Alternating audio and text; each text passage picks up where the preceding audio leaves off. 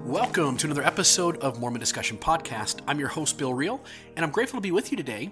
With me, I've got a guest. He's been on the show before, and so I'd like to just reach out and say thank you to Chris Bloxam for being back on the podcast. Thanks, Bill. Glad to be back. Awesome. Glad to have you on. Today's going to be a lot of fun, but we want to preface this episode. We're going to be talking today about several excommunications in the LDS Church throughout the Church's history at various points. Some of them are contemporary with Joseph Smith. Some of them are 50 years later, and some of them are somewhat recent. And so as we talk about these excommunications, some of these have what I think would be details that we can chuckle at and have a joke or two. But there's also details in here that can be at times perhaps crude to the listener.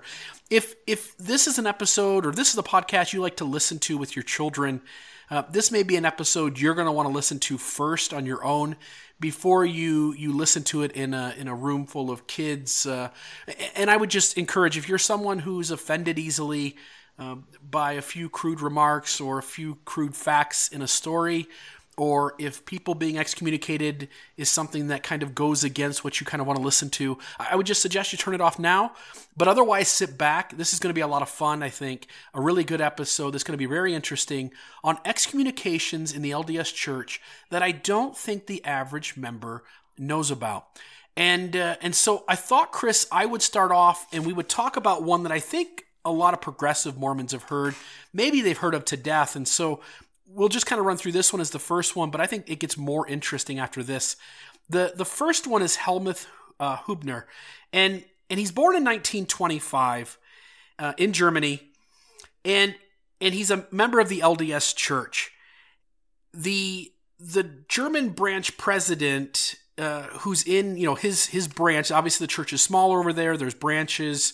And he's a member of a branch, and the branch president is a convert to the church. He's been a member of the church less than 2 years. So I think we have to offer some sensitivity to this story as we listen. He's not experienced. He's certainly not church broke, Chris. But what happens to Helmuth is this. He's a German. He sees his branch president reach out and extend rules that keep the Jews from attending church service. And this is right in the middle of the Nazi regime. And Helmuth courageously kind of stands up to his branch president against this. But it kind of dies down, and Helmuth keeps going to church. He keeps attending. But at some point, what happens is he discovers his brother's shortwave radio. And in discovering his brother's shortwave radio, he starts listening to the BBC. Now, I don't know about you, Chris. I don't know if you've listened to the BBC, but that would bore me to death. But Helmuth found it interesting. And so he starts listening to it. I don't know, a lot of NPR, There's some good NPR, but, right. it can drag. But there's a lot of bad NPR, too. Right. And so if you got nothing better to do, fine, the BBC, but generally not what's occupying most people's attention. But he discovers this shortwave radio, he starts listening to the BBC, and he notices that the British broadcast of what's going on with the war and with the Nazi regime is a much different perspective than the one that the German radios are presenting to him, the radio programs are presenting to him. And so he starts to share this with his friends, and they begin to make pamphlets and pass them out. Eventually, he's caught by the Gestapo, and kind of out of this act of needing to defend the church or to kind of maintain his authority or something, this branch president, 10 days after he's caught, excommunicates Helmuth.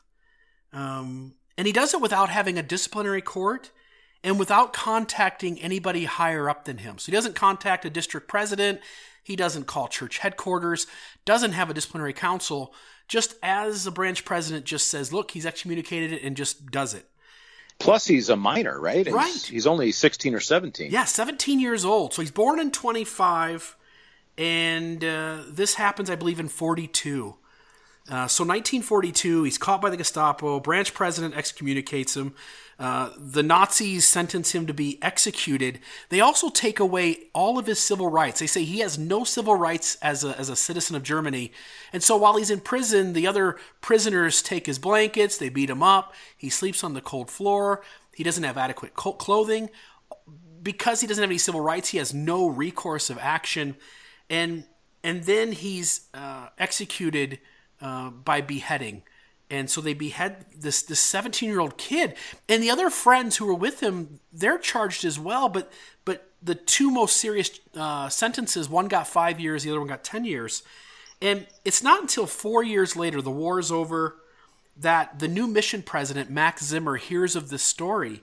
And sadly, it's posthumously, but Max says that the rules weren't followed appropriately, that Helmuth hadn't done anything wrong, and he works with the church to have him essentially rebaptized by proxy, priesthood blessings restored, all those kinds of things happened. But it's a crazy story where one leader, this leadership roulette that we talk about often, can have such an effect on somebody. If you're off somewhere and your leader just kind of goes away from the handbook, away from the rules, away from whatever the protocols are, there could be a lot of damage done. And sadly, Helmuth at the age of 17 is executed as well as excommunicated. And I can only imagine the heart wrench this kid felt. And yet on the day of his excommunication, he bears testimony of God, of Christ, and says that I will see you on the other side, which is going to be a much better place. And he writes that in his last letter to the ward members or the branch members that he left behind. Kind of a sad story. It's crazy that he was a priest in his branch and had that much courage and that much maturity. Yeah. But didn't it seems like the branch president, didn't he also hang a sign over the church meeting house that said, like, Jews, no Jews welcome, or no Jews allowed, something like that? Right. Yeah, this branch president does that. Helmuth's friends made the comment that most of their district were anti-Nazi, that there were like 7 people who were in favor of the Nazis in their church district, and that 6 of them were in Helmuth's ward or branch.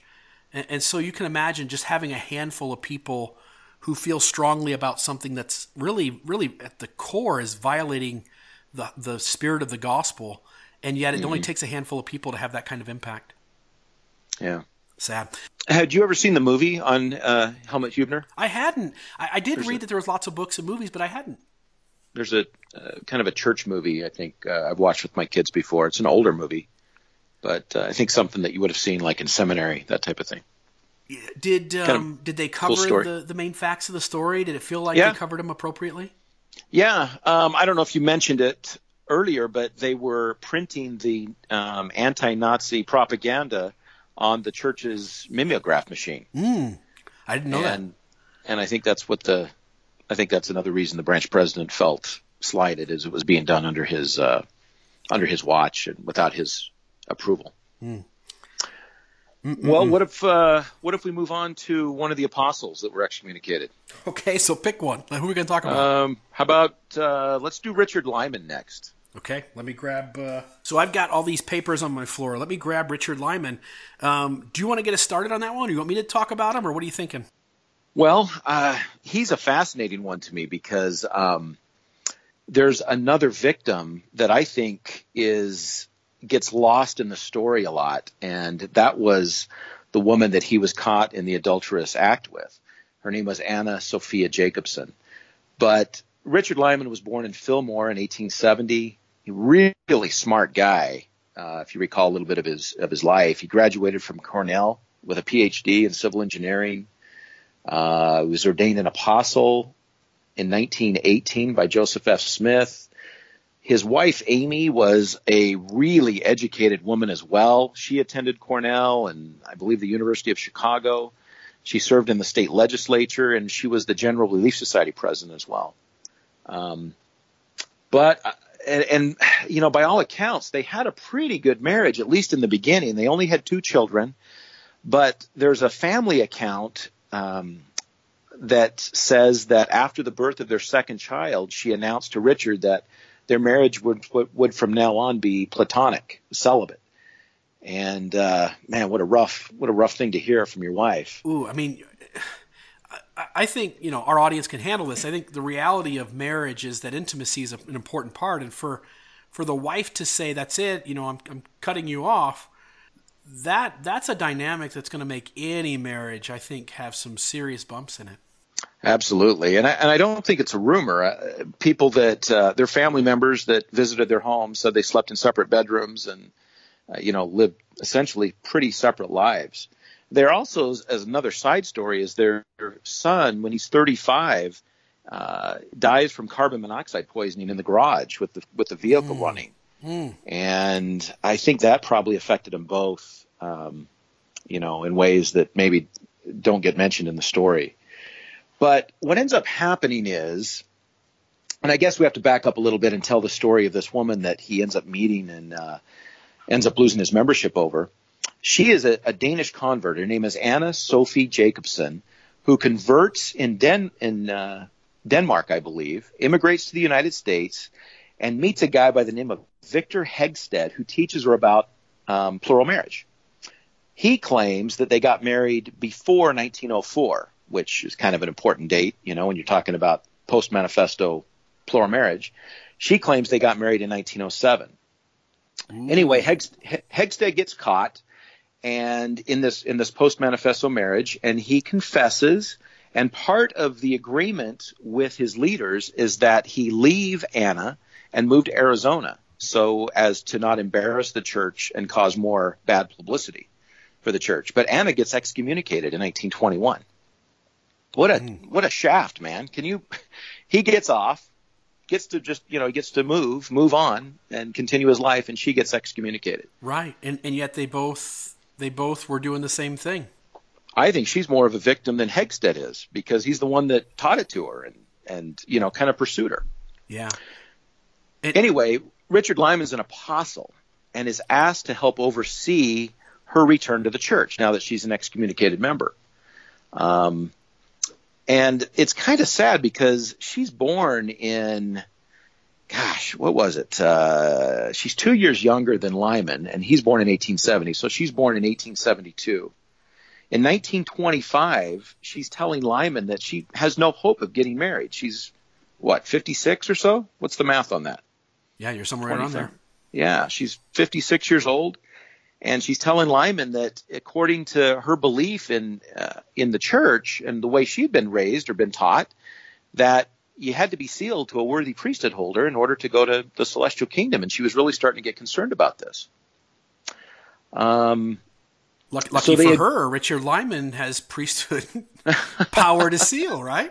Well, it's 1925. And according to the record, they decide and they promise to each other that if one of them dies, they'll have the other one sealed to the other, so they can be together in the next life.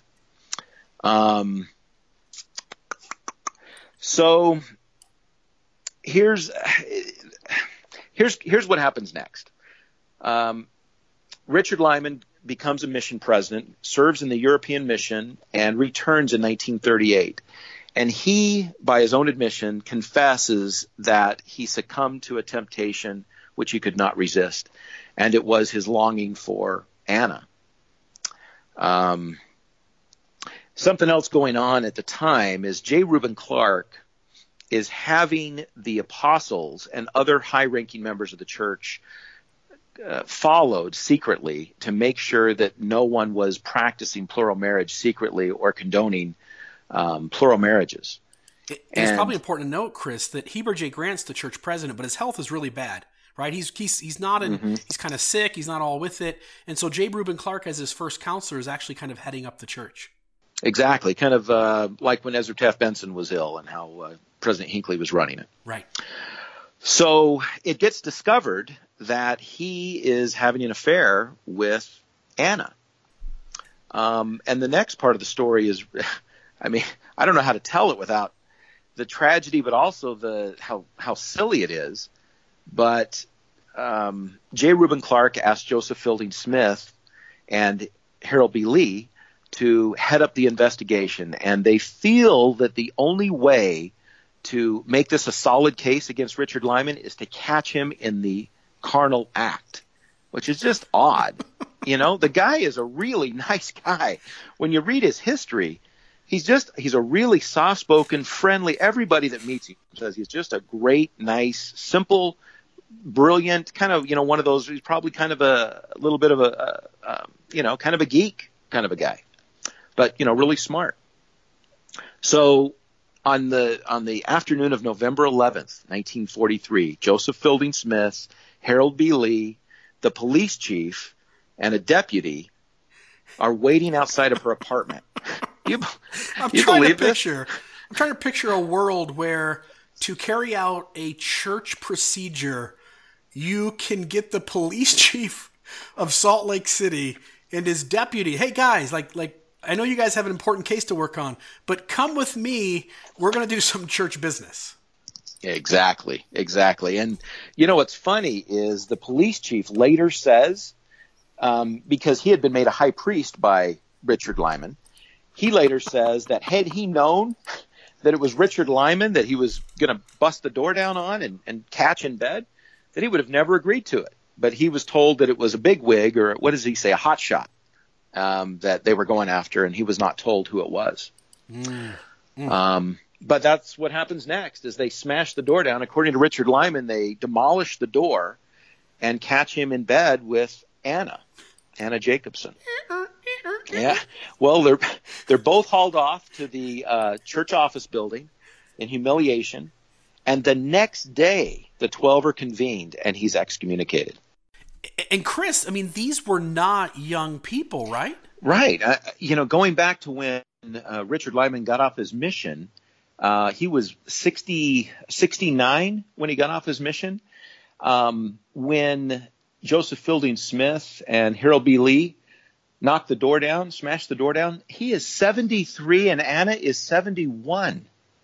These are elderly people. I mean, all they would have had to do is hide the remote and it would have confused them. I mean, there's no need to use such force. I mean, picture two elderly people, 73 and 71, having their afternoon nap. Except they weren't napping, right? I mean, these two senior citizens are in the throes of passion. I'm trying not to, but at the same time, I have to picture this in my mind's eye, right, with my spiritual eyes, Chris. Okay, and sure. What I'm seeing are two naked senior citizens making out, and what right? I mean, first off, you have essentially the police doing something illegal, which is taking care of private business in the private sector that has nothing to do with police work. You've got Harold B. Lee and Joseph Fielding Smith smashing the door down to the home of two senior citizens and scaring them to death almost, right? I mean, I can only imagine being 38 years old, which I am, and me and my wife are being intimate, and somebody crashes through my door and my heart racing. I can only imagine what it's like for a 70-something. Yeah, and the humiliation. And remember that Richard Lyman has been cut off sexually from his wife at this point for like 40 years. I mean, Can we have a little compassion for him and her? Right. And you wonder if the brethren just took him aside. It doesn't sound like anywhere along the way they take him aside and say, look, is this going on? And it's not like he's denying. It just seems like they just want to catch him by surprise. Exactly. And you compare that to the case of Franklin Cannon, the son of George Q. Cannon, who, in the 1800s is married. He's married at 19. He has an illegitimate child that's discovered when he's 23. And he's not excommunicated at all. His dad says, look, make a public confession and things will be fine. And he later goes on to visit the brothels of Salt Lake and, be arrested for drunkardness, and is later Utah's first senator elected to Congress, or elected to the Senate in D.C. It just seems like it's just a hit or miss when it comes to how we treat people and their imperfections. Crazy. And like you say, once you know the details of all these stories, it doesn't make a whole lot of sense how some of these are handled so harshly and others with such leniency. So often we talk about Jesus as somebody who forgives and loves, and yet it often feels like the church is not extending that same compassion and understanding to these situations. It's just sad to see this happen. I agree, Bill. And I don't want to keep beating a dead horse, but these people, the members of the 12, they knew Richard. They knew he was a good guy. They knew his soft heart and his kind spirit. Wouldn't a phone call, wouldn't a come on in and talk to us, come on in, a one-on-one sit down, been much more Christ-like than this police action, this illegal, barging into their home, barging into her home. Yeah, you sure would think so. My goodness. And this isn't just some guy who's called into the Quorum of the 12. This guy's father is Francis Lyman, who's an apostle. This guy's grandfather is a Massa Lyman, who's an apostle. I mean, this guy is church leadership blood from generation to generation. And his wife, her family are general authorities of the church as well, including the Smith line. Exactly. Yeah, exactly. What's interesting is, so 3 months later, Anna Jacobson is also excommunicated. And this is such a funny story, or a side story, is he doesn't understand that being excommunicated means his job is over with. And Gary Bergera does a fantastic article in the fall 2011 Journal of Mormon History on him. Which we'll link, by the way. We'll link that.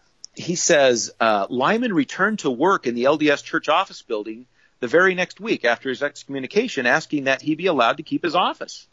He was informed that his continuing association with the church headquarters was going to be impossible. I mean, he's been excommunicated and he's Wait. You guys say I can't be here? But I can't work out of my office?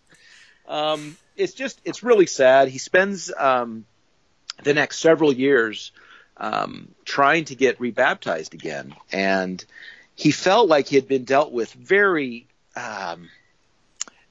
he felt like it wasn't fair, that his excommunication wasn't fair, that he hadn't been given a chance to explain his side of the story. He said that he had spent, I believe his testimony is less than 10 minutes with the 12 before they sent him out of the room to make their decision.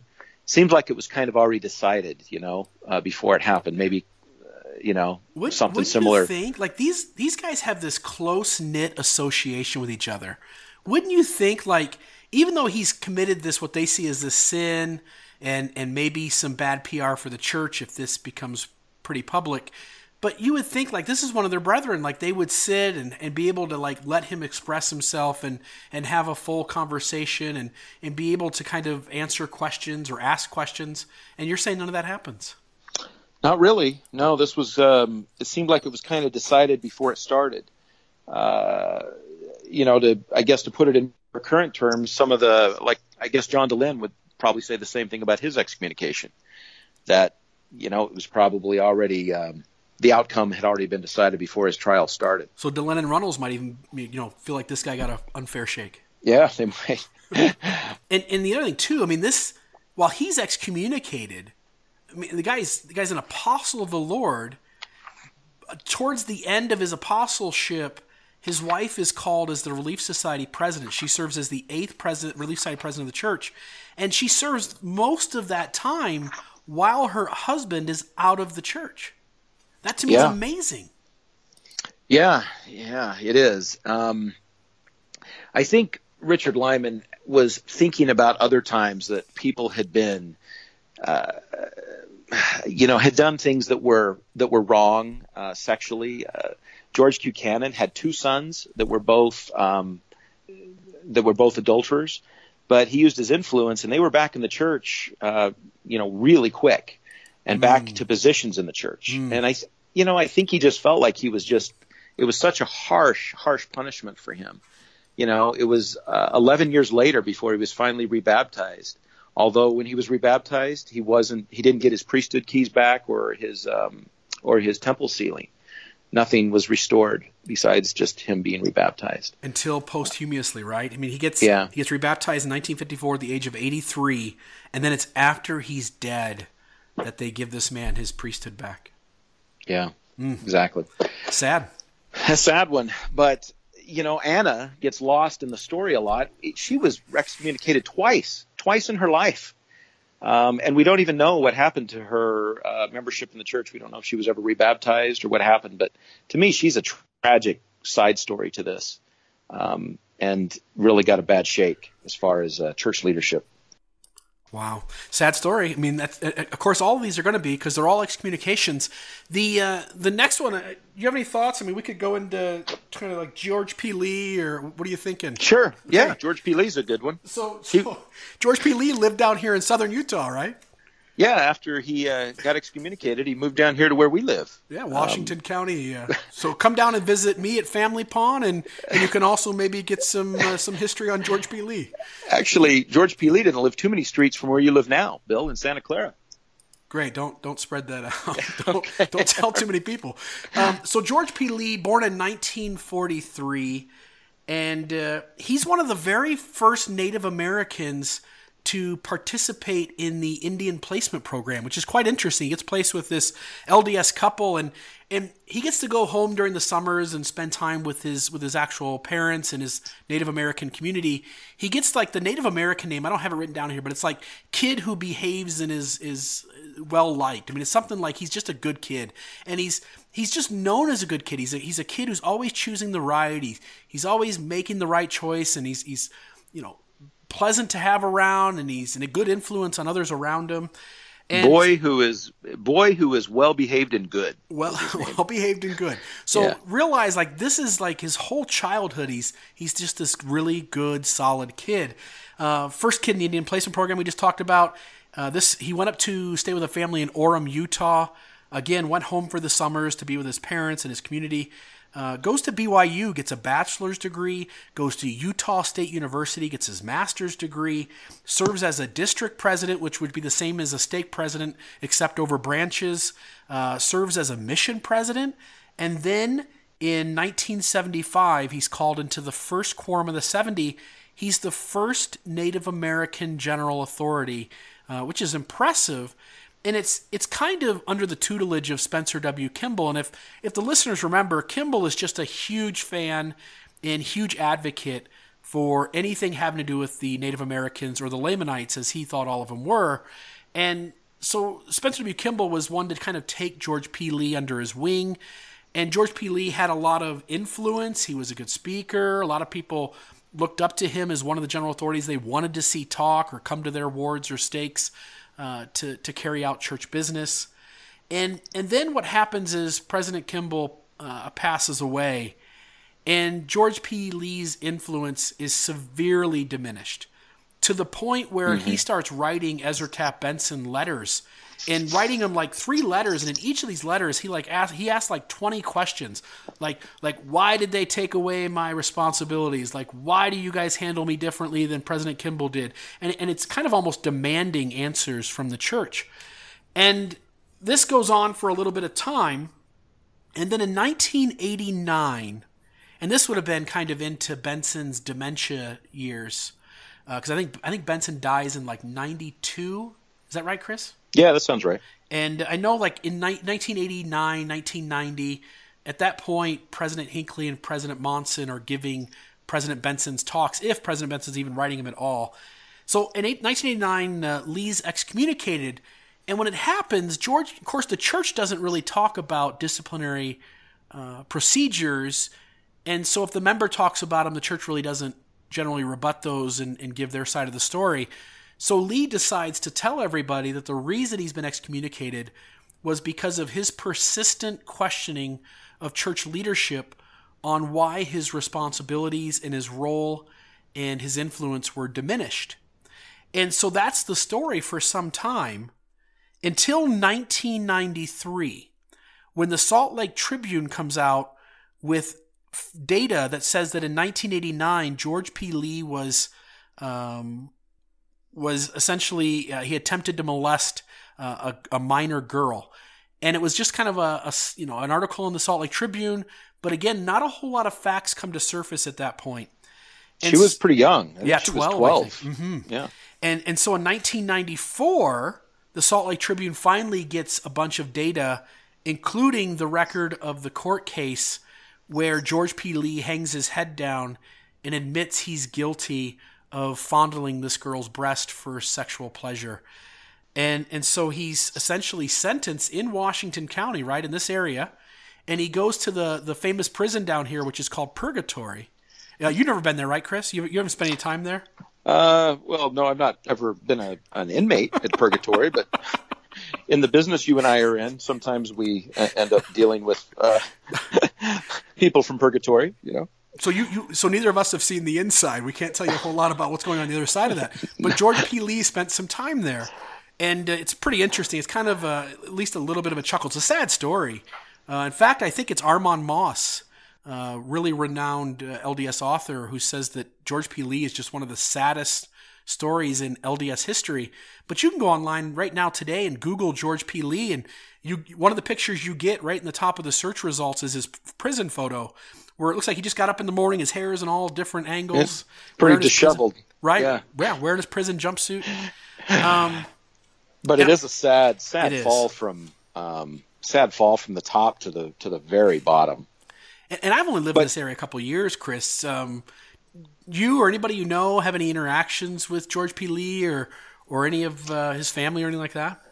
Yeah, his wife continued to live in Washington City down here, right next to St. George, and by all accounts was like, just a very, very kind, nice, giving, just the nicest lady in the world. And the ward rallied around her and helped her constantly. And it sounds like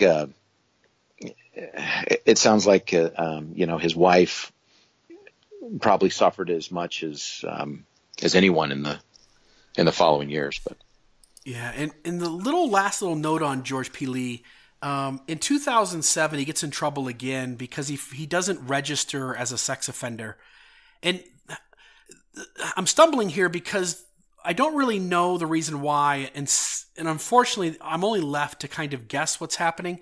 But in 2007 this happens where he's not registering and he gets caught. And he hadn't registered since like 2001. So from 2001 to 2007, he's not on the sex offender registry. So he gets caught not having registered. They end up charging him again, take him to court. His health is really bad.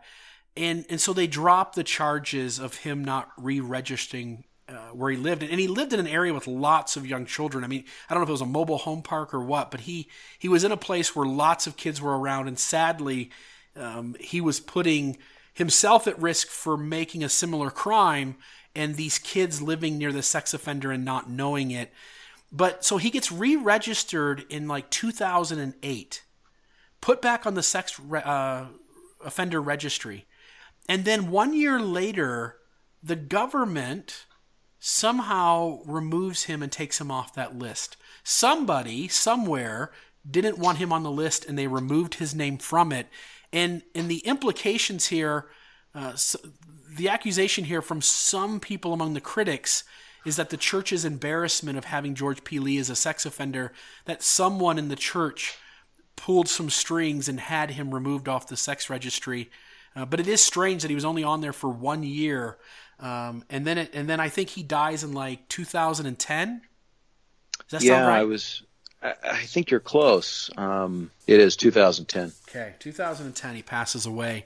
And so again, just another sad story. This person who has such influence at a time when anybody with tan skin is seen as a layman. I mean, today you could line up Samoans, Hawaiians, Pacific Islanders, Mexicans, Indians, and anybody else with tan skin, and we couldn't tell you who's a Lamanite anymore. But back then, everybody with tan skin was a Lamanite, and George P. Lee was kind of the guy on a pedestal looked up to by all of them.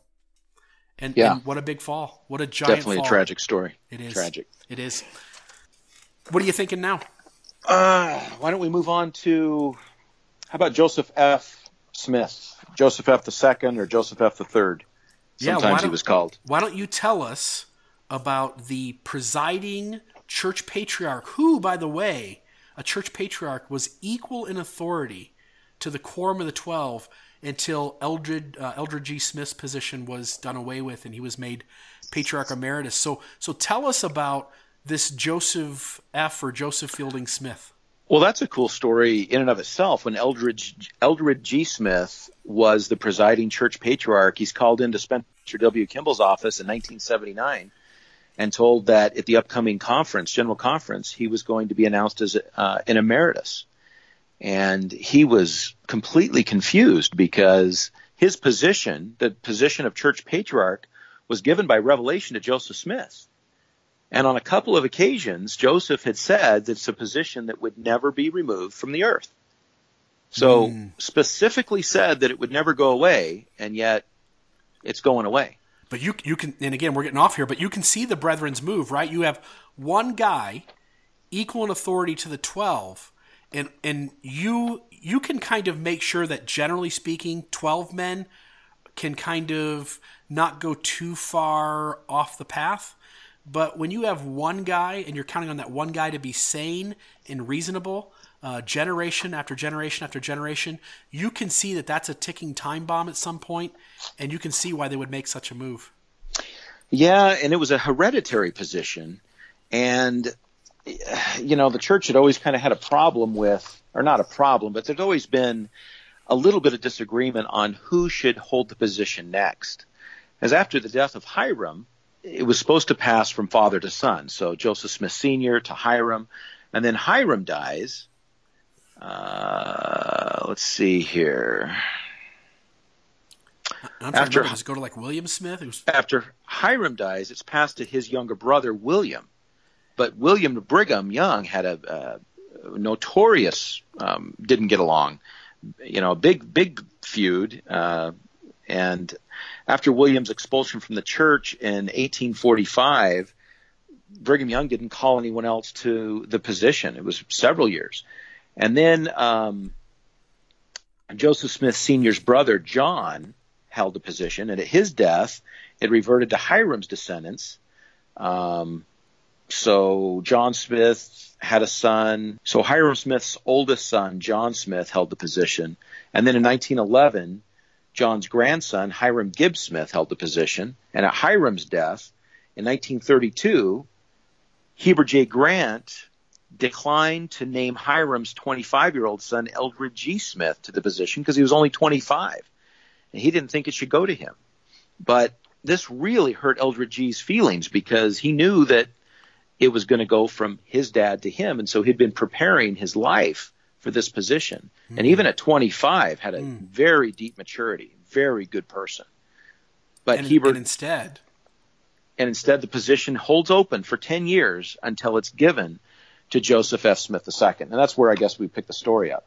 Right. Joseph F. Smith's grandfather was Joseph F. Smith, the church prophet. So in order to not confuse Joseph F. that we're talking about, what do you want to call him? Joseph F. the Patriarch?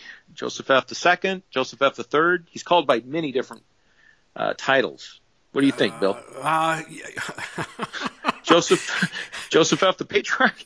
Let's just do that. Let's go with Joseph F. the Patriarch, because we got to make sure the audience just needs to know that this is not Joseph F. Smith, sixth president of the church. This is not Joseph Fielding Smith, who's the the father-in-law of Bruce R. McConkie. This is a completely separate person who is certainly related to those two off different sides of the tree here, but not those two individuals. Yeah, Joseph Fielding Smith, the future prophet, is Joseph F., the Patriarch's uncle. Right.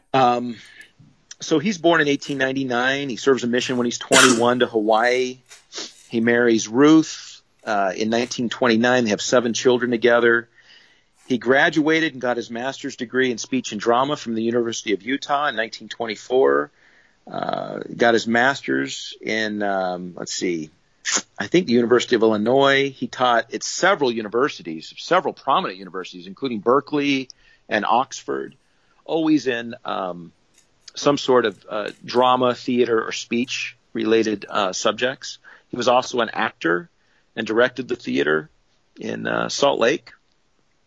He was ordained church patriarch in 1942 by Heber J. Grant.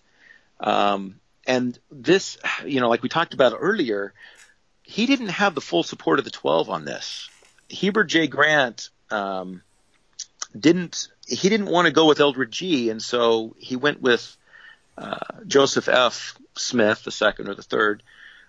And there were several of the 12 that write in their journals that they felt that Eldred G. was the person that should hold the position. And so there was some back and forth on that. But then in 1945, George Albert Smith becomes the prophet upon Heber J. Grant's death. And so another interesting date right here is that he receives a second anointing. He and Ruth received their second anointings by his uncle, Joseph Fielding Smith, in 1943. Interesting. Then, what's interesting is 3 years later, Joseph F. Smith's secretary gets a phone call, and it's said that Joseph F. will no longer be giving any more blessings, and she says that she never sees him again. So it just, it's just so abrupt and so fast that he leaves his position. So what happened? What happened, Bill? Any idea? Well, a little idea. So Joseph F. Smith, the patriarch, also happens to be gay. He's a homosexual. And in a church that requires you to be straight in order to receive all the blessings, Joseph F. Smith had very little choice but to lead a somewhat secret life, right? And so that gets him in some trouble. And it's and Michael Quinn has done the research on this, and it's interesting because the information on this is now in the restricted part of the archives, where people are not allowed to get the information. Wait! I thought we were being transparent today. Well, not on everything apparently. Okay. So we're more transparent. There's no way to corroborate any of this because it's all restricted. And we really are grateful to D. Michael Quinn's notes on this, because during his time working for Leonard Arrington, when the archives were more open and accessible, he took copious notes on Joseph F., the patriarch. Awesome. And so there is a story. It's probably it's really hard to prove whether or not it's true or not, but Quinn does allude to the fact that there could have been a romantic relationship between Joseph F., the patriarch, and one of his students as early as 1926. But it's not an easy one to corroborate. It's just kind of circumstantial. But we should say that something happened, because the Quorum of the 12 essentially release him of his duties, and if I'm not mistaken, he gets sent off to like Hawaii, right? Well, yeah, that's the main story. So the first rumors, or the first time that there could have been a romantic homosexual relationship between Joseph F. Smith II, the patriarch, and one of his students was in this 1926 story. But what happens is, in 1946, Joseph F. II, his wife Ruth, and this kid named Byram Browning, who joined the Navy, was a student at the University of Utah, and his dad all meet with the church president, George Albert Smith. This is a really important meeting. And what happens after this meeting is that Joseph F. he resigns his position as church patriarch. And we have his letter. His letter is available, where he resigns, and he says it's for health reasons. But that was clearly a cover-up. He wasn't sick, although his homosexuality could have been seen back then as an illness, and several of the leaders talk about it in their journals as his illness. So in some ways, it wasn't like they were being dishonest or lying. It's just that, sadly, the leadership of the church and much of the culture, to be honest, at that time, felt like homosexuality was a disease or some kind of sickness. Yeah, and I think that's why you see them using the word illness and infliction. Sometimes they use the word infliction, too, in their journals. Really nice guy, though, by all accounts. He dressed meticulously, had a really outgoing personality, really articulate in his speech, was a fantastic communicator, and gave great talks. Really a sad story. But as far as the sexual encounter or his sexual relationship with Byram Browning, who was 21 when it all came to a head, and had probably been going on for a few years. No scholars today don't believe it was a full it was probably a very romantic relationship, but probably didn't involve the full act of intercourse. So, to be fair to the situation, it was it was we don't know how far it went, but it probably didn't go all the way. Gotcha. But afterwards, his family, they all moved to Hawaii, like you say, and he teaches at the university there. His wife gets a job teaching the elementary school. He continues to receive his modest living allowance. What do you mean by modest, Chris? Well, back then it was $400 a month. So okay. What is it today? Well, isn't that a whole other podcast? Yeah, that'll be another episode. I'm sorry. I didn't mean to interrupt you. But what happens is he's not officially disfellowshipped or excommunicated, but when he moves to Hawaii, his stake president and other local leaders are told not to give him a calling in the ward and not to issue him a temple recommend. And so it's really hard for him to participate in full fellowship with the saints over there. So what happens is his son, Hiram W. Smith, who lives just down the road from us in Gunlock today, was leaving for his mission, and he asked that his dad be allowed to speak at his farewell. So David O. McKay, the prophet, gave his agreement, gave his okay on it, and he slowly he was given a calling after that, but it's still a very, very tragic story. He dies at age 65 of a heart attack while visiting in Salt Lake for his daughter's wedding. And so he never gives another patriarchal blessing.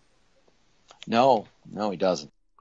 And then after he passes away, Eldred G. Smith is then actually called as the patriarch, and essentially you have to wonder if church leadership thought, man, I think all things point to those people writing in their journals, those other leaders who disagreed, writing in their journals that from their point of view, and again, I'm not saying right or wrong, I totally understand the complexity of homosexuality in the church, and there's a large conversation there, but from their point of view, they probably thought the church president had made the wrong decision, and that was evidence that he had. Yeah, I think that's fair to say. Just as an aside, D. Michael Quinn wrote a really good book called Same-Sex Dynamics in the late 90s. I think it was the late 90s, early 2000s. Fantastic book for anybody that wants to study more on early sexuality in Mormonism. Just fascinating, some of the stuff that Quinn has been able to put together. Yeah, we'll link to that book as well so people can pick it up. So we've got, I think we got 3 more to do. Why don't we do George D. Watt, and then we can jump into, I think, a fun one, which is this kid. Okay. We've got a couple good ones left here. We do. Let's save those 2 for the end. Let's go with George D. Watt. And Chris, this is a relative of yours, right? Yeah. George D. Watt is my great-great-grandfather's brother. I guess that makes him my great-uncle, I guess, right? Great-uncle? Yeah. Yep. So tell us about this guy. Well, it's a fun story. George D. Watt joins the church in Preston, England. He's the first member of the church to join. They have a foot race. There's 8 people in the race, and he wins, so he gets to be baptized first. Had very little schooling, but a brilliant guy, self-taught. He learned a thing called Pitman's shorthand, which allowed him to write as fast as a speaker could speak, and got to Utah and became Brigham Young's personal secretary for about 20 years. And what happens is, on May 15th, 1868, he goes into Brigham Young's office and he asks for a raise. He was making $3.50 a day, and he was barely getting by, and his family was suffering. They were actually starving. And he asked for a $1.50 a day raise to $5 a day. And Brigham Young, being who was also getting a modest living stipend, right? Who was actually, what is this, 1868? So he is a millionaire at this point, or probably close to it. Says that no one in his employ was worth what he paid them. You believe that? He, probably not the greatest I can't imagine working for Brigham Young and the morale was real high with the people that worked for him. If he thought everyone around him everyone in his employ was overpaid. And so it really offended George D. Watt. He felt like it was an accusation of stealing, that Brigham Young was accusing him of stealing, that he wasn't even worth the $350 a day that Brigham was paying him. And he says that he put on his coat and hat and walked out and never went back. And what's interesting is his desk was full of papers and notes, and he never went back to it. And it gets boxed up, put away. And you remember, this is 1868, and it doesn't get opened and organized until 1985. So this valuable treasure trove of documents sits there for over 100 years in the church archives. That's amazing. And he ends up associating himself with the Godbeites, right? A little bit, but he was pretty adamant in his life that he was not an apostate like that he was not a follower of the Godbeites. I think there's several letters where he says that. I think he was a little enamored with it for a while, but he definitely says that he wasn't in several letters. But that's used as the motivation behind excommunicating him, correct? Yeah, he had a hard time with his bishop, and I know this is even a common story today. But he moves to where is it, Bill? Kaysville or Layton, someplace?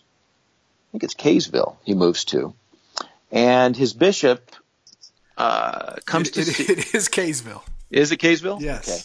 His bishop comes to see him, and he tells him that, I believe you are going to apostatize. You're going to turn against the church. And this kind of offends George D. Watt, obviously.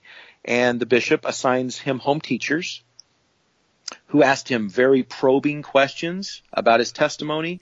In fact, there's a great book on this by Ronald G. Watt called The Mormon Passage of George D. Watt. And to read a quote out of it, it says that the ward teachers whom the bishop had sent asked Watt very personal, probing questions about his testimony, including why he did not attend church more often. Watt told them that his teams needed rest and sent an outraged letter to Brigham Young where he was more candid. I cannot sit and hear personal castigations administered from the stand to myself and my friends, he said. And if his bishop was trying to make him humble, he says, quote, it never can be accomplished in this way. Espionage or adversity only stiffens my neck and sets me in defiance, while generous kindness and smiling friendship melts my soul. You know? And this isn't this is not a nobody. This is a guy who produced the Deseret alphabet, right? Mm-hmm. This is a guy who recorded, organized, and published much of the Journal of Discourses. I mean, this guy was heavily influential with church leadership for years. Yeah, he worked for the Deseret News, for Willard Richards. Just like you say, rubbed shoulders with the highest echelons of the church, and tragic way to end over something that could have been easily avoided had it been handled different by both men, Brigham and George D. Watt. Isn't there an interesting story with kind of his death as well? Yeah, there is. What are you talking about? So it says here, Watt tried to return to the LDS Church 4 times. He attempted to rejoin the church but was denied because his beliefs differed from those of the LDS Church. Upon his last visit to church President John Taylor, Watt said, President Taylor, I want you to know if anything happens to me before I am reinstated in the church, it is your responsibility. And then after his death, Taylor makes a special trip to his home to say that he should be buried in his temple robes. Wow, okay. But I think it would be a great story for you to tell. And then I was going to cut out the part where I'm telling the story. I was going to let you tell it about his death. You told it good. Well, all right, let's move on. Okay. This is not that exciting to me. I don't know. All right, gotcha. I mean, I like the fight with him and Brigham, but do you think you have enough to edit in? Yeah, I'll figure it out. We'll make it good. Okay. If not, we'll leave all this in. People will laugh at us going back and forth. Okay. So the next one we wanted to go into, and I just think the story is hilarious. There's this kid named James C. Brewster.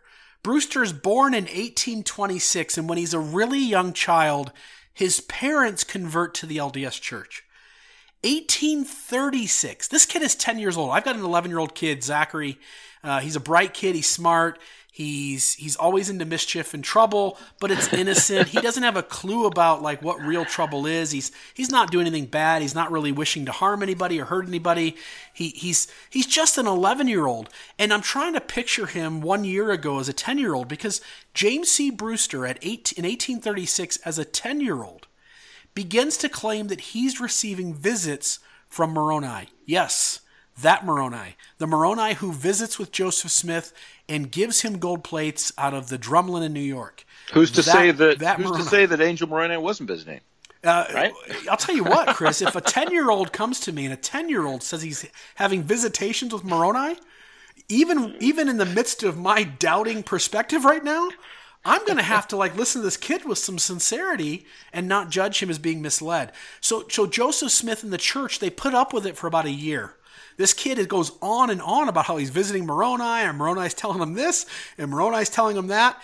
And the very guy who's visited a ton by Moroni, just a little later in his life, and right at 17 to 20-something, and Moroni's telling him stories, he doesn't believe this kid. So at 11 years old, James C. Brewster is excommunicated from the church. I'm trying to picture, I served as a bishop, Chris. I'm trying to picture bringing an 11-year-old in who's having angelic visitations and just saying dude, you're lying. I'm sorry. You're out. You're out. That's it. We're cutting off your church membership. You can't take the sacrament. You don't have any garments, so you don't have to worry about not wearing those, but continue to pay your tithing. Right? Well, you don't hold the priesthood either. It's hard to imagine this kid was much of a threat, isn't it? His life went on normal, right? He's a primary age kid. It's hard to believe that this was worth the leadership of the church's time at the time. But all he's doing is singing "Families Can Be Together Forever." Right? So he gets excommunicated at the age of 11 due to his persistent claims that he's visiting with Moroni. In 1842 to 1844, he starts releasing pamphlets in books. So by this time, he's 14, 15, 16 years old. In 1848, he starts a church titled the Church of Christ. It goes on to be known as a Brewsterite church, obviously named after him. And then kind of the climax of his prophethood.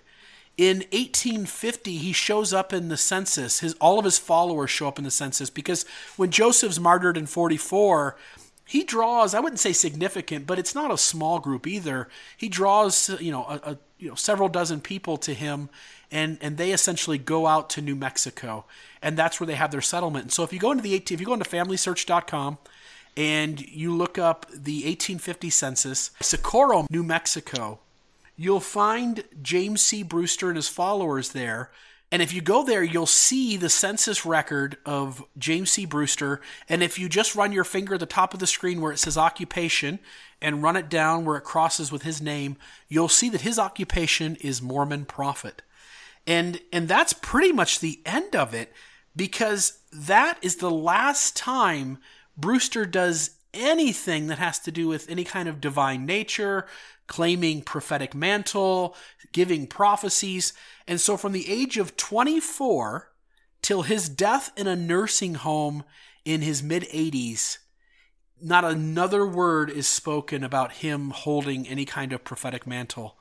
And so the last 6 decades of his life go essentially unnoticed. And for a long time, people had no clue where this guy was. And they finally discovered that he had kind of gone back with some of his family, ended up in a nursing home, and kind of just died alone there. Sad.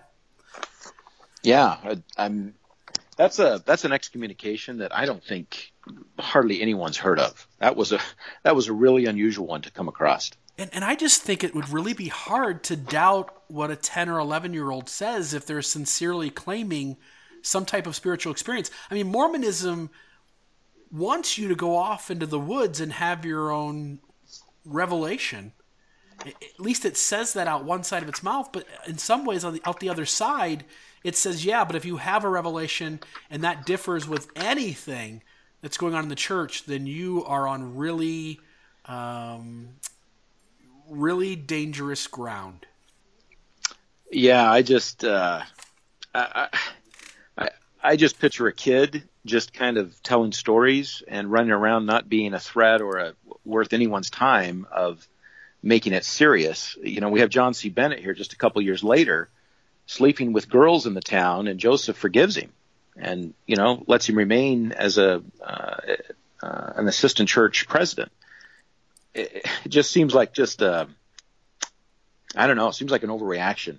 I will say, though, Chris, you're right. But the one thing I would throw back at that, if I look at Joseph Smith's life and the times he was harshest with people, it was the times that somebody else was claiming to get revelation. Oh, yeah. I can see. All right. That's a valid point. So now we want to finish up with our last story. Chris, just take us home with this one. Tell us the story here. This one's a little salacious. The details are a little graphic in the historic record. What do you want to do, Bill? Do you want to should we discuss everything that's in the record here, or what do you want to do? I would just preface the listeners. I would love to just tell the story and just share the facts, and I'm sure you and I are going to chuckle a little bit as we do it, but we would want to warn the listener that if anything up till now bothered you at all, then you're definitely going to want to hit stop on your podcast. Maybe move on to something from Fabrizio, Radio West.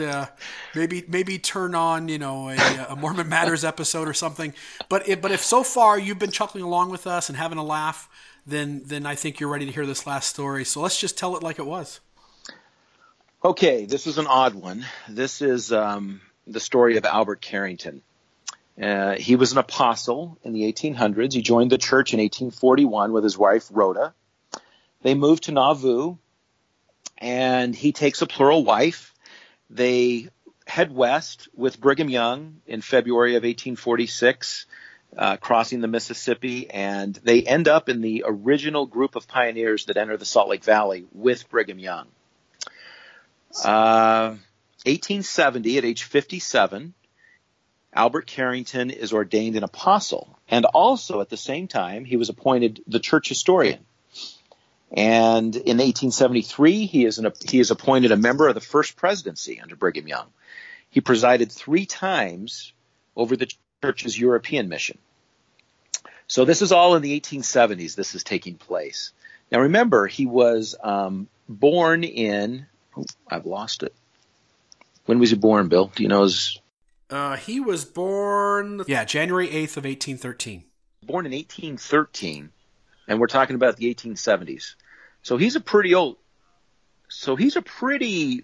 guy when he's serving as the mission president in England in the 1870s. What happens is, after his third tenure time serving as a mission president, he is replaced by Apostle John Henry Smith. So John Henry Smith arrives in England to take over, as mission presidents do, shows up at the mission office and says, so, introduce me to the missionaries and the leaders and the books. And Albert Carrington says, all right, well, have a great day, John Henry Smith. I'm taking a boat back to Utah.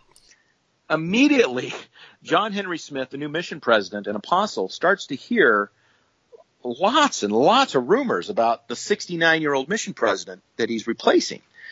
And the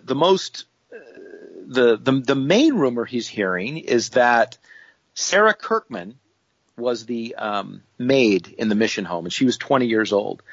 And there are several witnesses to indiscretions between Sarah, the 20-year-old maid, and the mission president, 69-year-old Albert Carrington. They were caught together in many compromising situations, fondling each other, petting each other, drinking beer in the mission home, etc. They take a trip to London for 9 days together, just the two of them. Anyway, John Henry Smith writes a letter and sends it to Utah. And so the 12 convene a council and call Brother Carrington in. He's a member of the 12. He's an apostle. He's one of them. and he vehemently denies the allegations and is offended that they are accusing him of something as serious as adultery. And I wanted to read here from Gary Bergera's article that he did in 2011, summer 2011, in the Journal of Mormon History. He quotes, he says, however, what his brethren did not know was that Carrington had lied about his relationship with Kirkman, that his extramarital affairs included other women, and that they had actually begun during his second tenure as mission president over the European mission in the mid-1870s.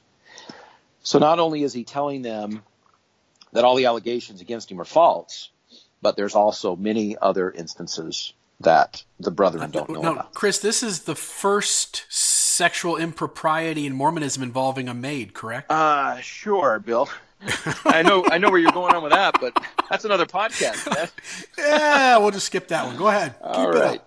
So let's skip forward here. Let's take a sidestep over to Sarah Kirkman. So she's a 20-year-old maid. She immigrates to Utah and marries a guy by the name of Richard Bridge.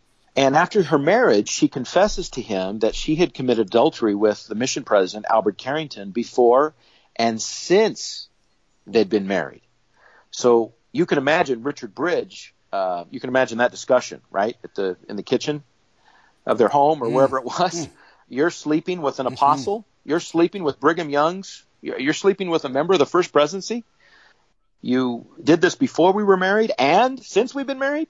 So you can imagine he's pretty upset. And he actually writes a letter to John W. Taylor, John Taylor's son, which is another interesting story that John W. Taylor ends up being in the middle of this. Probably not going to be the strongest advocate for what's going on. So they look into it and they find out that there's other women. There were two other women specifically, and one of the women, Jeanette Smith, had also been involved in an adulterous relationship with Albert Carrington before and after her marriage. So she's now currently married. And Albert Carrington, the apostle, was sleeping with her after her marriage. So he's called back into the 12, and he confesses that he says, yeah, all this is true, but, and there's a big but to this, and I want to read what Gary Bergera says. And this is actually from Wilford Woodruff's journal on this occasion. Wilford Woodruff says that Brother Carrington claimed that this was not adultery, that he did not spill his seed inside of any of these women, that he did not mix his seed with theirs, and that mixing of the seed was what he terms adultery, against which he said he had a natural abhorrence from his youth up, and he thanked the Lord for having kept him from doing that which alone was regarded by him as adultery. So he had a different idea of adultery than, I guess, the rest of us would have. So imagine the 12. Definitions do matter, Chris. Imagine the 12 listening to one of their own, and he's saying, guys, I did these things, but these things are not adultery. Don't you understand? Can you imagine these guys going, are you serious? That's your this is your defense? This is the best you got? And you can see, too, like, let's fast forward to modern day. You get these kids at BYU that, that have these terms like soaking, where they're just, sticking their junk in the female. Yeah. And I'm probably being way too vulgar, but sticking their junk in the female and just like letting it sit there and not actually going through the action of the back and forth. And so they don't consider it sex. Or you have these BYU kids who say, yeah, if we just rub against each other with our clothes on, then that's not breaking any rules. Or if we have oral sex, that's not breaking any rules. And you say, man, these are the silliest excuses in the world. But the reality is that even apostles have tried to come up with these kinds of excuses. Yeah, that's a good point. And even so, Albert Carrington writes in his journal after this meeting with the 12, he says, quote, at a council of the 12, where they excommunicated me from the church for lewd and lascivious conduct and adultery, the last of which I never committed, even in thought, as I understood the English language. So he claims I've never even had the thought of adultery.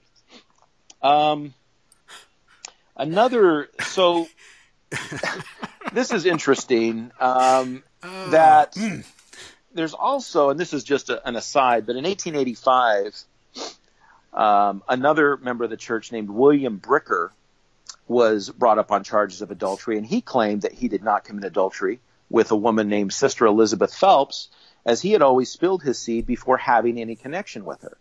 And that's from the Salt Lake State High Council minutes from June 16th, 1885. He was later excommunicated.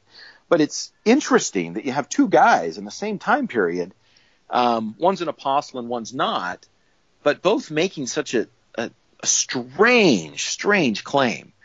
You would think everyone would be on the same page when it comes to what adultery means.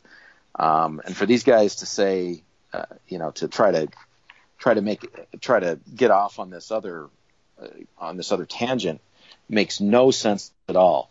He also writes, and this is Albert Carrington, he writes to Francis M. Lyman, and Francis M. Lyman says that, and he is just disgusted by what Albert Carrington has told him, but Albert Carrington is trying to say, and this is his quote, "This is just a little folly in Israel." And he uses this quote many times in talking with the members of the 12 apostles. He calls it a little folly in Israel. And this is Albert Carrington speaking to Francis Lyman. He said that a man could carnally know a woman sexually, single or married, to the depth of 4 inches. If he would withdraw his seed, it was not adultery. So I don't know where in the world. I mean, he's even going further now with. So the stipulation, as long as I go in 4 inches or less, then this isn't really any commandment breaking. And he stood up before the 12 and defended this doctrine. The quorum were unable to convince him of his error. It's just so incredible that you would have a person in this position. And this trusted. After Brigham Young's death, Albert Carrington is an executor of Brigham Young's estate. He's also a trustee in trust for the church. This isn't just a church leader. This is a highly respected, highly trusted member of the church. And James C. Brewster is sent packing for seeing Moroni. Yeah, exactly. So do you think like this teaching is common in the church somewhere, that this idea that if you don't spill your seed, so to say, inside the lady, or you only go to a certain depth, it sounds like this is coming from more than one person. Like, I guess what I'm saying here is, I want to be really careful. I don't want to make any accusations, but one explanation for, I know Brian Hales, for instance, wants to, because one of the stipulations for Section 132 is to multiply and replenish the earth. I think Brian Hales would like to see a child from one of those relationships so that he can point to it and say, look, Joseph's trying to multiply and replenish the earth. And there's no children. We now know that Sylvia Sessions' daughter is not Joseph Smith's child. And so you're looking for that. But one of the explanations, because Joseph seemingly is having intercourse with at least a couple handfuls of the women. I think it's at least 12 and probably 15, or at least 12, and there's a chance 15. So up to almost half. So it's not a small number. Yeah, it's not a small number. And so is it, one of the things would be, if this teaching is somewhere in Mormonism's milieu, is it possible this could even be traced back to Joseph, and that the reason Joseph isn't having any children, again, I'm just hypothetically throwing an idea out, is that Joseph's using the pull-out I think method. That's a stretch. I don't think you're going to find that anywhere in church history or anyone saying it. I think we would have come across it by now, wouldn't you? Yeah, I do too. It just seems odd that Joseph has no problem getting Emma pregnant. I think she's pregnant 6 or 7 times, including the miscarriages that she has. And yet all of the other women that Joseph is intimate with, and again, maybe it's just so sparse and so irregular that it just happens to not happen. But I think one argument could be is that Joseph is using some type of birth control method, and back then one of your few options was the pull-out method. I guess you could propose that. I just don't know that there would be any evidence for it. But it does seem odd that you have two guys in the same time period in church leadership, and making the same claim as to what their idea of adultery was. One last question for you too. There's this guy you said who says, "I spilled my seed before being intimate with the lady." That's the quote. That's what he says. So I've got two questions, Chris. What did he do to spill his seed? Man. Because last I checked, I don't know, masturbation man. was a sin too. and my other question, in fact, maybe more of a statement. I think this guy deserves an award because Who, I'm not trying to be Carrington? vulgar here, but whoever the guy is that says I spilled my seed before being intimate. His name was William Bricker. That dude's got some stamina. I'm just saying, like he deserves like a medal or something. I don't know what. I guess if you see him as a hero or something, I don't know, man. I think another guy with a goofy idea. Just another dude.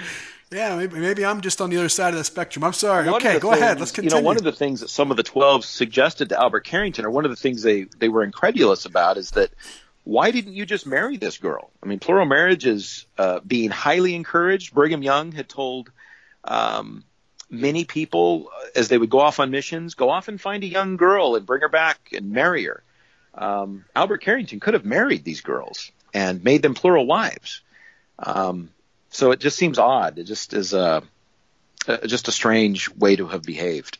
And does he ever explain why? Does he ever say like why he didn't think to go that route? Because you're right. He says he's Brigham Young's counselor. He can go to Brigham Young and say, "Look, I found some really good looking chicks over here. I'm wondering if you just let me get sealed to them." And Brigham would have said yes. In fact, yes, there is a quote. Let me grab it. Okay, this is from Bajera's article again. It says, at the beginning of Carrington's first term as European mission president in 1868, Brigham Young counseled him and other missionaries, quote, "When you get over there, I want each of you to select a good girl and marry her." When asked how he intended to follow Young's advice, Carrington had said he didn't think he should do anything about it, as he dared not trust himself to select a wife without the help of Rhoda, his first wife. So rather than have a plural marriage, he thought, I'll just have some affairs that really aren't sex because I'm not going in far enough and I'm not spilling seed in there. It's incredible. That's a crazy story. So he's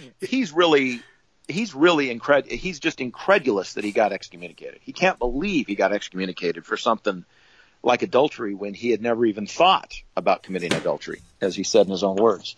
So he petitioned the brethren to be rebaptized until his death in 1889. I'm sorry, he dies in 1889 at the age of 76. The brethren say no, but he's getting really old and really frail, and he's very ill. And so at the last minute, Wilford Woodruff agrees to restore his, let me be really careful. Wilford Woodruff agrees to let him be rebaptized. So the elders go to his home, but when they arrive, he had died 15 minutes previous. So while he's laying there dead, they ordain him to the office of an elder so he could be buried in his temple clothes. So Wikipedia does not tell that story, Chris. Wikipedia says that he's rebaptized on November 1st, 1887. Upon his rebaptism, he was not reinstated as an apostle or as a general authority. On his deathbed, Carrington received permission to be ordained an elder so that he could be buried in his temple clothes. But you're saying the actual story is the guy's already dead. He's already passed away. Yeah, let me get you the quote here. Amazing. Just when you think, Chris, that you've learned all there is to learn about Mormonism and its history, there's always something. I mean, I can't tell the listener this enough. There's always something around the corner that's going to perk your interest again and get you talking about it. Okay, so according to Orson F. Whitney's diary, September 21st, 1889, 15 minutes after his death, the elders arrived at Albert Carrington's house to ordain him an elder at the direction of President Woodruff. So I guess Wikipedia is wrong. I would go with Orson F. Whitney. I would too. But anyway, he got his wish. He was buried in his temple clothes, and I guess he's talking to Heavenly Father about it now, about his actions on earth. To me, that's the. I guess we've probably overstated at this point, but for an apostle, a member of the First Presidency, church historian, trustee of the church, trustee and trust of the church, executor of Brigham Young's estate, mission president 3 times, for him to come up with a reason, an excuse for committing adultery that's this lame, that's this weak, is unexplainable. So, like you said, just when you didn't think Mormonism could get any more odd, you come across a story like this. And Richard Lyman gets his door knocked down. Gets his door smashed in by the chief of police. Crazy. Anyway. Well, yeah, there you have it, folks. There is some excommunications in the church. Hopefully at least one of those you had never heard before and you enjoyed the episode. We'd really love to hear your feedback. Here at Mormon Discussion, we're trying to make the church, history interesting. We're trying to have a few laughs as we look at some of these deep parts. A lot of times this history can be troublesome. I hope that learning new things is of interest to you and hope you're appreciating the podcast. Again, we'd love to hear what your thoughts were on the episode. If you thought it was too far out there across the line, let us know. Leave a comment on the page or on the Facebook post where we share it. But as always, our hope is that people who are struggling, people who are having a hard time with Mormonism, can see that there's things we can laugh at. There's ways to reconcile certain issues. There's an ability to see that all of us are just human beings and we're all just kind of struggling along, and not to take these things just too seriously. And maybe just as a finish off, Chris. Boy, I would add. I'd say the same thing, Bill. I mean, these are just people. I think that's why I love church history so much. Is it illustrates to me time and time again how these are just human beings, very flawed human beings, more flawed than myself in most instances. And it gives me faith to go on and not feel maybe so bad about my own sins and weaknesses and problems when I see people so broken and misguided.